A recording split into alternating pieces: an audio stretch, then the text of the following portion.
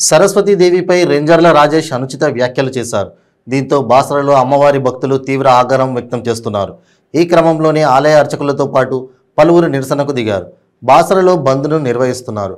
బాసరలోని నాగభూషణ విద్యాలయ విద్యార్థులు శాంతియుత ర్యాలీని నిర్వహించారు. రాజేష్పై పీడీ యాక్ట్ పెట్టాలని రాస్తా రోకోకు దిగారు. కలెక్టర్ వచ్చి హామీ ఇవ్వాలని డిమాండ్ చేశారు. రాజేష్ దిష్టిబొమ్మను దగ్ధం చేశారు. దీంతో అక్కడ ఉద్రిక్తత చోటు చేసుకుంది. బాసర అమ్మవారి ఆలయ అర్చకులు రాజేష్పై చర్యలు తీసుకోవాలని పోలీసులకు ఫిర్యాదు చేశారు.